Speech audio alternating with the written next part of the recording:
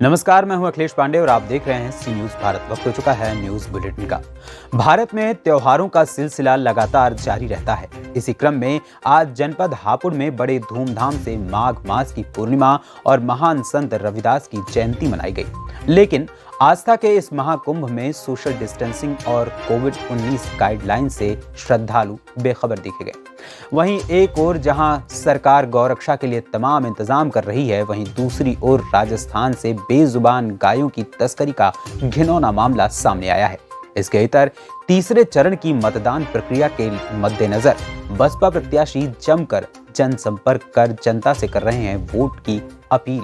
ऐसी ही और भी खबरों पर आइए इस बुलेटिन में करते हैं विस्तार से चर्चा।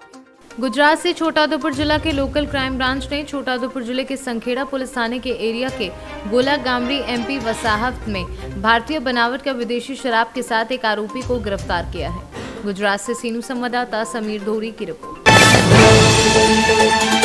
आपको बता दें, भारतीय संस्कृति के आज दो बड़े त्योहार हैं, जिसमें माघ मास की पूर्णिमा और महान संत रविदास की जयंती भी है, जिसे लोग आज बड़े ही धूमधाम से मना रहे हैं। वहीं माघ मास की बात करें तो जनपद हापुड़ की तीर्थ नगरी ब्रिजघाट पर दूर दराज और अलग अलग राज्यों से श्रद्धालु तीर्थ नगरी के गंगा घाटों पर श्रद्धालुओं की भीड़ उमड़ रही है और पूजा अर्चना की जा रही है। बताया जाता है कि भगवान हरि विष्णु इस दिन गंगा जल विराजमान में होते हैं और मां गंगा में डुबकी लगाने से बड़ा पुण्य लाभ मिलता है, जिसके चलते बड़ी संख्या में श्रद्धालुओं के पहुंचने के बाद राष्ट्रीय राजमार्ग ने ब्रिजघाट पर जाम की स्थिति भी बना दी। हापुड़ से सीनू संवाददाता मुनेंद्र संधू की रिपोर्ट। राजस्थान से बावल और रेवाड़ी के रास्ते दिल्ली, उत्तर प्रदेश और मेवात में गौकशी के लिए बेजुबान गायों की तस्करी का घिनौना कारोबार थमने का नाम नहीं ले रहा है। इसी कड़ी में बीती रात बावल थाना पुलिस ने 22 गायों से भरे एक ट्रक को कब्जे में लेकर 3 गौ तस्करों को गिरफ्तार किया है, जबकि ट्रक में खचाखच भरी 22 गायों को मुक्त किया है, जिनमें 9 गाय मृत मिली है।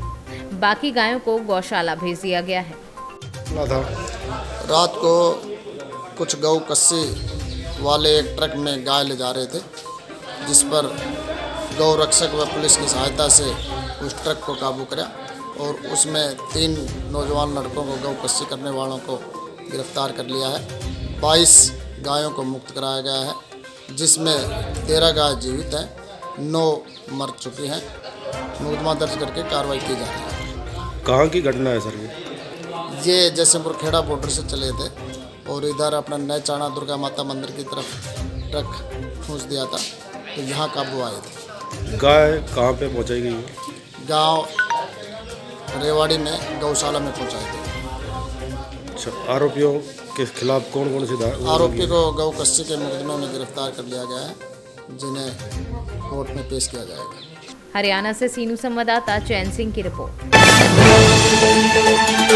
उत्तर प्रदेश विधानसभा चुनाव में तीसरे चरण का मतदान 20 फरवरी को होना है, जिसको लेकर बसपा प्रत्याशी मोहम्मद आरिफ ने कासगंज शहर में जनसंपर्क कर वोट मांगे और उन्होंने सभी को ये विश्वास दिलाया कि बसपा सरकार में बेहतरीन कानून व्यवस्था लेकर आएंगे और बेहतरीन विकास कराएंगे। मोहम्मद आरिफ ने कहा कि उत्तर प्रदेश में बसपा की सरकार बनने जा रही है और हम पर्याप्त सीटें लेकर आ रहे हैं। उनके साथ बसपा के कई नेता साथ रहे। आरिफ जी, आप जनता के बीच जा रहे हैं, वोट मांग रहे हैं, किन मुद्दों को लेकर? देखिए, माननीय बहन जी, हमारी नेता बहन कुमारी मायावती जी ने मुझे टिकट देकर के कासगंज विधानसभा में भेजा है। वोट मांगने के लिए तो हमें इतना ही काफ़ी है कि जो जिस कासगंज को कासगंज के नाम से जाना जाता था, एटा ज़िले में लगता था, ये जब माननीय बहन जी की सरकार बनी तो माननीय बहन जी ने इसको जिला बनाया, मानवा काशीराम नगर। और जब कोई जगह जिला बनती है तो वहाँ विकास के कार्य होते हैं, वहाँ नए नए अधिकारी पोस्टेड होते हैं, नई वैकेंसी निकलती है, नौकरियाँ निकलती हैं और सारे विकास के कार्य होते हैं। उन विकास के कार्यों को जो हमने अपनी सरकार में करवाया था, बहुजन समाज पार्टी की 2007 से लेकर 2012 तक की सरकार थी, उस सरकार में जितने काम हमने करवाए थे, उसके बाद इन दोनों सरकारों ने कोई काम नहीं कराया। हम विकास का मुद्दा लेकर के, सुरक्षा का मुद्दा लेकर के, खास तौर से नारी सुरक्षा का मुद्दा लेकर के लोगों के बीच जा रहे हैं, जिसमें हमें बहुत भरपूर समर्थन मिल रहा है। जनता एक ये चाहती है कि माननीय बहन जी दोबारा मुख्यमंत्री बने और प्रदेश के अंदर कानून व्यवस्था का राज हो। कानून राज जो खत्म हो चुका है। आरिफ जी, आपका कोई बड़ा नेता नहीं आया है जिले में, जबकि मुख्यमंत्री और प्रधानमंत्री के लगभग दो। देखिए, हमारी नेता राष्ट्रीय अध्यक्ष पार्टी की बहन कुमारी मायावती जी हमारी पार्टी की नेता है। उनसे बड़ा हमारी पार्टी के अंदर कोई नहीं। उन्होंने स्वयं हर मंडल पर जाकर के, अलीगढ़ मंडल की 6 तारीख में मीटिंग लगी थी अलीगढ़ के अंदर, जिसमें अलीगढ़ मंडल के तमाम लोग गए थे, कासगंज से भी गए थे, एटा से भी गए थे, हाथरस से भी गए थे, अलीगढ़ के भी लोग मौजूद थे।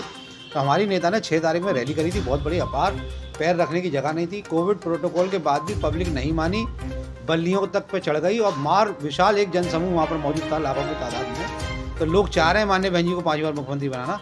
हम लोग अगर कहें भी नहीं तब भी एक एक आदमी एक एक घर पे जाइए, आप मालूम कर लीजिए, लोग हाथी हाथी चिल्ला रहे हैं और ये कह रहे हैं दोबारा बीएसपी की सरकार आनी चाहिए। कासगंज से सीनू संवाददाता मानपाल यादव की रिपोर्ट। पलामू जिला अंतर्गत विश्रामपुर प्रखंड के घासीदाग पंचायत के ग्राम जमारी टोला हथगढ़वा के निवासी सकेंद्र राम पिता केशु राम का दुकान सहित घर जलकर राख हो गया, जिसमें भुक्तभोगी को दुकान में रखे सामान 4 लाख का पूरी तरह से जल चुका है। और सतेंद्र राम की पत्नी अनुदेवी ने प्रेस विज्ञप्ति जारी कर कहा कि हमने प्राइवेट कंपनी बैंकों द्वारा लोन लेकर दुकान खोली थी, जिसमें प्राइवेट बैंक तीनों बैंकों से लोन लिया था और उत्कर्ष बैंक, चेतना इंडिया और कैश पार्क लिया था। दुकान जल जाने से हमको भुखमरी की स्थिति पैदा हो सकती है। पंचायत के आप मुखिया हैं सर, और जो आज केशोराम की दुकान लाखों रुपया का संपत्ति का राख हो गया है सर, आप प्रखंड विकास पदाधिकारी के पास आप सूचना करके बताएं, गरीब आदमी को दिलाने का काम करें, इसके बारे में आप क्या कहना है सर? और यही कहना है कि मेरे पंचायत के केशोराम के घर जल गया है, आघात मान लिए। और इसमें अंचल जो मेरा है, जो सीओ है जो प्रखंड का, उनसे मैं इनका मुआवजा दिवाने का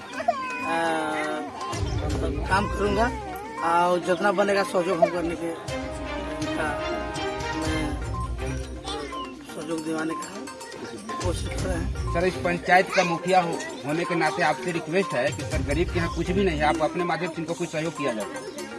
हम कोशिश करें, कुछ सहयोग करेंगे, जो बनता है हम सहयोग करेंगे इनको, और अंचल समय दिवाने का कोशिश करेंगे प्रखंड से। इनका जो बनता है और फिर क्या करें कि ये वो लिख करके हमारे और मतलब हमारे माध्यम से लिख करके केशोराम आगे भी देवे, ताकि मैं अंचल को सूचित करे पर साफ दुश्मनी हमारे किसी से नहीं था। हाँ, साफ वही बोलो। हम दोनों बाल बच्चा के लेके सुतल थे अंदर घर में। लगभग 11 बजे नींद टूटा तो देखे अंदर ऊपर लहर फूट रहा है सौंसे। आन के फिर हम देवर को उठाया तो आन के ताला खोले सबसे घर लहर पूरा सामने सौंसे। तो ये को निकाले लेकिन साबित को नहीं रहा घर। दुकान भी था? हाँ, दुकान था। कितना की लागत के दुकान था? 4 लाख इसमें सामान डाले थे। 4 लाख? 3 गो से लोन लिए हैं, चला रहे हैं, लोन पे दुकान किए थे। लोन वाला को इन्फॉर्मेशन की है? अभी नहीं फोन लगा, जब लोन भरना है उसको इन्फॉर्मेशन करते तभी ना इंश्योरेंस जो उठा देगा। करेंगे, आएंगे। क्या नाम हुआ आपका? अनुकुमारी। पलामू से सीनू संवाददाता मिथिलेश विश्वकर्मा की रिपोर्ट। फिलहाल इस बुलेटिन में इतना ही। देश दुनिया की तमाम खबरों के लिए देखते रहें सी न्यूज़ भारत। हर खबर आपके साथ, आपके हाथ।